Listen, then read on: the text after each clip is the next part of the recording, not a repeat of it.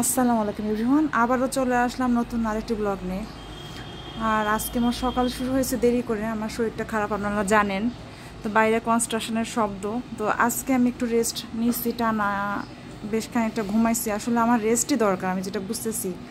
দীর্ঘদিন রেস্টলেস থেকে থেকে আমার শরীরটা আসলে দেখা গেছে যে একটু খারাপ হয়ে গেছে, উইক হয়ে গেছে, যার জন্য বিভিন্ন রকমের সমস্যা, সিমটম, নানান রকমের সমস্যাগুলো দেখা দিচ্ছে। আর মানুষের শরীর যখন আসলে উইক থাকে তখন যে কোনো রোগ, যে কোনো কিছুই মানুষকে সহজে অ্যাটাক করে। তো আমি যেটা ভাবতেছি যে আমার ওই প্রবলেমটাই হয়েছে, যদি আমার রিপোর্ট এখন আসে নাই। রিপোর্ট আসলে আজকে বোঝা যাবে যে আসলে আমার সমস্যাটা কী। তো অনেক উইক লাগতো, আমি বিছানা থেকে ঘুম থেকে ওঠার পরে উঠতে পারতাম না, মানে আধা ঘন্টা আমি দেখা গেল যে উঠতে পারতেছি না, নড়তে পারতেছি না, এরকম একটা সমস্যা আমার দেখা দিচ্ছিল বেশ কিছুদিন ধরেই। তো টানা আমার ঘুমটা হইতো না, যে টানা এক নাগারে যে অনেকক্ষণ একটা ঘুম, তো সেই ঘুমটা হয় নাই, রেস্টলেস ছিলাম। আর আসলে যেটা বলবো কি বলবো, যে বাচ্চা ছোটো বাচ্চা থাকলে কিংবা বাচ্চারা থাকলে আসলে সবসময় এই সমস্যাটা হয়ই, কারণ সব মায়েদের হয়ই। বাচ্চা থাকলে যে ঘুম হবে কিংবা যাই হোক সব কিছু মিলায় যে ঘুম হবে, এটা হয় না। ছোটো থেকে যখন বাচ্চা একটা হয় তখন থেকে মায়েদের আসলে এই আরামটা শেষ হয়ে যায়। তারপরে বাচ্চারা ধীরে ধীরে বড় হয়, হতে হতে যখন একটু মনে হয় যে না এখন একটু শান্তির ঘুম ঘুমানো যাবে, ঠিক সেই সময়টাতে তারা স্কুলে ভর্তি হয়। তো ওইভাবে করে হয় না। আর ঢাকা শহরে যে কি মানে একটা সমস্যা, যে আমরা গ্রামে গেলে কিন্তু ঠিকই টাইম মতো ঘুমায় পড়ি, কিন্তু ঢাকাতে কিন্তু আমরা রাত্রে ঘুমাতে ঘুমাতে 1টা 2টা এরকম বেজে যায়। মানে কীভাবে বেজে যায় বুঝি না। রিহানার বাবা অফিস থেকে আসে, ও বেচারা, ওরও মানে টাফ হয়ে যায়, একটা টাফ লাইফ আমরা আসলে লিড করতেছি সব কিছু মিলিয়ে।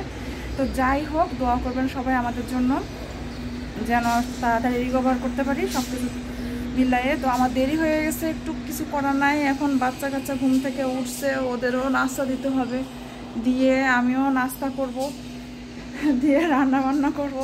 আজকে আবার গেস্ট আসার কথা, আমি এখনও শিওর না ওরা আসবে কিনা, আসলেও হয়তো রাত্রে আসবে। তো আল্লাহ আমার জন্য সব কিছু সহজ করে দিক, এটাই দোয়া করি। আপনারাও আমার জন্য একটু দোয়া করবেন, যারা আমাকে ভালোবাসেন, যারা আমাকে ভালোবাসেন না তারাও দোয়া করবেন আমার জন্য। রায়ান কালকে রাত্রে এটা হঠাৎ করে খুঁজে পাইছে, এই পুতুলটা ও রাখছিল। মানে একসময় খেলতে খেলতে হয় কি, যে একটা জিনিসের প্রতি বিরক্তি চলে আসে, তখন সে সেটা রেখে দেয়। আবার পরে যখন খুঁজে পায় অনেক দিন পরে, তখন সেটার কদর বেড়ে যায়। তো এই পুতুলটা সে অনেক দিন পরে খুঁজে পাইছে, দিয়ে তার মনটা খুব ভালো হয়ে গেছে, ওইটা নিয়ে এসে ঘুমাইছে। আর মাথায় কি বাজছে দেখেন, তার স্টাইলের কোনো শেষ নাই।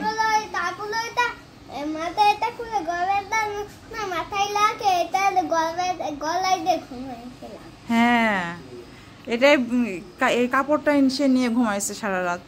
বাচ্চাদের নাস্তা দিতেছি, তো রিহান খাবে দুধ রুটি, সেটাই রুটি ভাজতেছি আমি, দুধ দিয়ে ভিজায় দিব। আর রায়ান খাবে নসিলা দিয়ে পরোটা। মাসকলাই ডাল রান্না করব, তো সেটাই আমি একটু পানির দিয়ে মাখাই নিচ্ছি। তো এইভাবে করলে সুবিধা হয়। বড় বড় করে আলু দিয়ে মুরগির মাংসটা রান্না করতেছি, তো কষাই নিচ্ছি ভালো করে। আর মাসকলাই ডাল রান্নার বিষয়টা আমি একটু বলি। তো এই মাসকলাই ডাল গুঁড়াটা ওইভাবে করে পানি দিয়ে গুলায় নিয়ে তারপরে রান্না করলে ওটা বেশি ভালো হয়, গুঁড়াটা ছিটায় ছিটায় দেওয়ার। রায়ান আজকে বাটারফ্লাই দেখেন মাথার মধ্যে, এই যে অ্যান্টেনা, এটা ওর চুল। তো ওর চুল নাই, সেজন্য সে চুল লাগাইছে। ওর স্টাইলটা কেমন হয়েছে দেখেন, আপনারা কমেন্ট করে অবশ্যই জানাবেন। আর এই স্নুপি পুতুলের এটা ডায়পার, সে ডায়পার পরে রাখছে। যদি মুতু করে দেয় তাহলে সে কোলের মধ্যে কেমনে নিয়ে রাখবে, সে গোসল টোসল করে একদম পরিষ্কার হয়ে আসছে। স্নুপিকে গোসল করে দিচ্ছে, তাই না? তাই ভুট্টা আনছিল জামালপুর থেকে, তো সেই ভুট্টার রায়ান ভালো করে শুকায় না, এর মধ্যে রায়ান অস্থির, এখনই আমার পপকর্ন ভেজে দাও। তো মোটামুটি কোনোগুলো ফুটছে, কোনোগুলো ফুটে নাই, এরকম হয়েছে। আর ওগুলো সে খাচ্ছে, ভালো লাগতেছে, তাই না রায়ান? কে বানাই দিছে বলো তো? দাদি। থ্যাংক ইউ দাও একটু দাদিকে। দাদি থ্যাংক ইউ।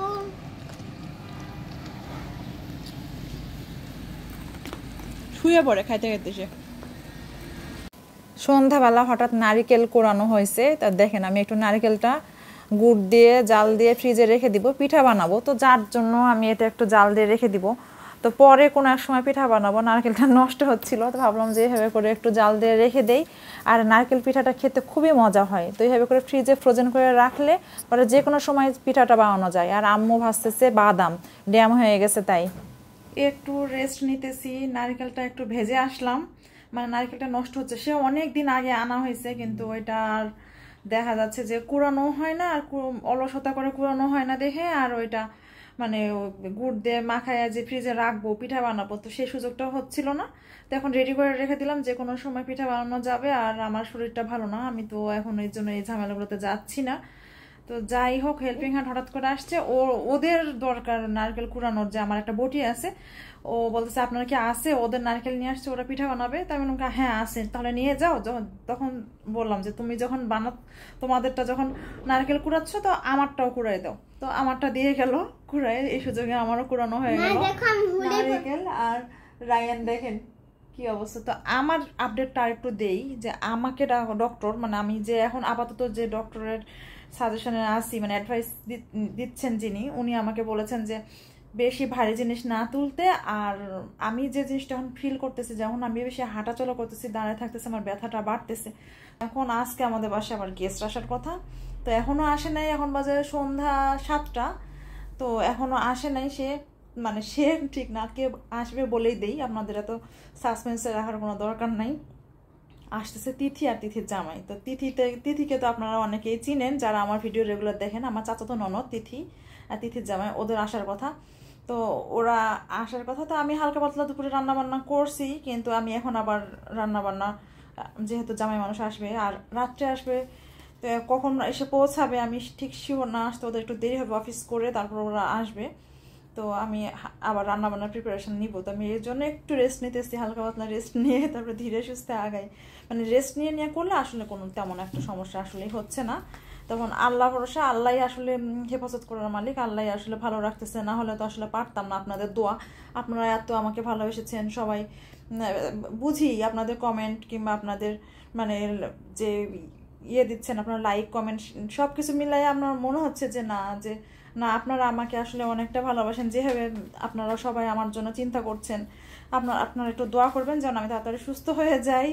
আর আমি এই জন্য, আমি কালকে এত অসুস্থ ছিলাম, বিশ্বাস করবেন না আপনারা, আমি আসার পরে মানে আমি বিছানা থেকে উঠতে পারি না, ওই অবস্থায় যে ঘুমাইছি, কীভাবে কি করছি, মানে আমি গাড়ির মধ্যে পুরো বেহুশ অবস্থা ছিলাম। আমি কীভাবে বাসায় আসছেন জানি না, যখন গাড়ি গ্যারেজে ঢুকছে তখন আমার হুশ হয়েছে যে আমি বাসায় আসছি, বাট আমি পুরো রাস্তাটা আদৌ ঘুম আদৌ যখন বেহুশ অবস্থার মধ্যে ছিলাম।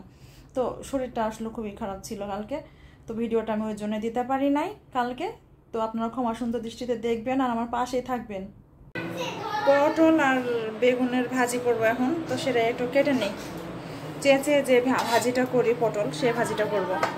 আর দেখেন আরেকজন ললি খেতে খেতে তার বাটি লাগে, বাটির মধ্যে রস পড়ে এমনি করে সাজসজ্জা দেখলে তার দেখেন কি অবস্থা।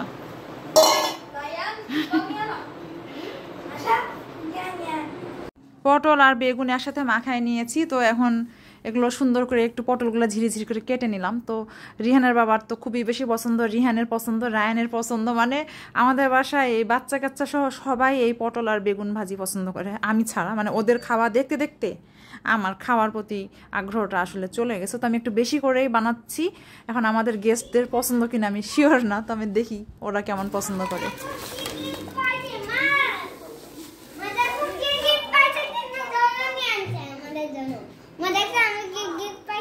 ওয়াও, দিদি ভাবি তোমাদের জন্য কি নিয়ে আসছে? কিন্ডার জয় চিপস। থ্যাংক ইউ বলছো? থ্যাংক ইউ দিদি ভাবি। আর কি নিয়ে আসছে দেখো, কতগুলো ফল নিয়ে আসছে, ড্রাগন নিয়ে আসছে, আপেল নিয়ে আসছে, নাশপাতি নিয়ে আসছে, আবার মিষ্টিও নিয়ে আসছে।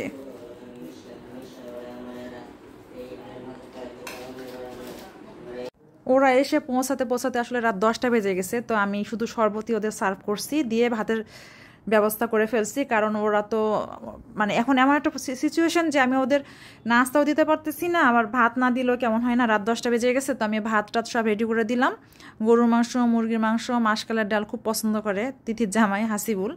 তো খাবার দাবার সব কিছু যা দেখলেনি আপনারা, সব রেডি করে খাওয়া দাওয়া কমপ্লিট। সবাই আমরা খেয়ে দিয়ে এসে আমার রুমে তো আড্ডা চলছে, কথাবার্তা, গল্প গুজব। তো আমরা ওয়েট করতেছি রিহানের জন্য, কারণ রিহানের বার্থডে আজকে রাত 12টার পর। তো আমরা ছোট্ট একটা কেক আনছি, আমরা কালকে ইনশাল্লাহ বার্থডে সেলিব্রেট করব, কিন্তু আজকে আমরা ছোট্ট একটা কেক দিয়ে জাস্ট 12টা বাজার আগে ওর একটু ফিলিংসটা গ্রো করার জন্য কেকটা কাটা হবে। Happy birthday to Rihan, happy birthday to Rihan. তাকাছো? Happy birthday to you. Good bye. তুই হাতের মধ্যে ওটা কি দিয়ে আসিস তুই? কিন্ডার জয়ের আংটি পাইছে না? খাওয়া সবাই ধরো। কিন্ডারের পেটা পাইছিলাম, পেটা। তুমি কি জীবনে প্রথমই করতেছ? আরে পাগলামি করিস না। নিজে বার্থডে কেক সে নিজে কেটে নিজেই খাওয়া শুরু। ভালো করছো। ওটু করে দে। আগরে খাই। খাবে না। খাবে, রায়ান খাচ্ছে। ওইটুকুই দাও, সমস্যা নেই। তো তোর মায়ের খাওয়া। সবাইকেই দাও। কেক খাওয়ানোর পর্ব চলতেছে। তো ফার্স্টে কেকটা তো ও খেয়ে ফেলছে। পুরো কেকটা খেয়ে, মানে বাচ্চা কাচ্চার কেকের প্রতি আকর্ষণ থাকে বেশি, সো ও আগেই খেয়ে ফেলছে। খেয়ে এখন ফুপাকে খাওয়াচ্ছে, ফুপুকে খাওয়াচ্ছে, দাদু দাদি সবাইকে খাওয়ানো হচ্ছে। এখন কেক খাওয়ানোর পর্ব চলছে। রাতের পার্টি শুরু। তো আজকে এই যে আজকে চা কফি যা যা সবই যে যেটা খাচ্ছে। তো আজকে অত বেশি কিছু না, গ্রিন টি হবে আজকে, সাথে রিহান খাবে দুধ। তো আজকে রাতের পার্টিতে ও ইনভাইটেড, কারণ আজকে ওর বার্থডে। তো তিথি আসছে, তিথিটা তো আপনারা দেখলেনই। আর চা কফি সব হচ্ছে, আর একজন ধান্দাবাজি করতেছে, ফুপির ফোনে একটু গেমস খেলা ধান্দা করতেছে। তো যার যার মতো সে রিহান টিভি দেখতেছে। এই বাচ্চা আল্লাহ হাফেজ দিয়ে দাও, তিথি একটা আল্লাহ হাফেজ দিয়ে দাও। আজকের মতো এই পর্যন্ত, আল্লাহ হাফেজ। বার্থডে বয়, সবাই একটু আমার বার্থডে বয়ের জন্য দোয়া করে দিয়েন। রিহানের birthday, happy birthday to you. আল্লাহ হাফেজ। তো আজকের মতো এই পর্যন্ত। সবাই ভালো থাকবেন, সুস্থ থাকবেন। অমিতাস ড্রিম অবশ্যই সাবস্ক্রাইব করে দিবেন, আর অমিতাস ড্রিম ফলো দিয়ে আমার ভিডিওগুলো শেয়ার দিয়ে আমার পাশেই থাকবেন। আল্লাহ হাফেজ। আজকের মতো এই পর্যন্তই, টাটা।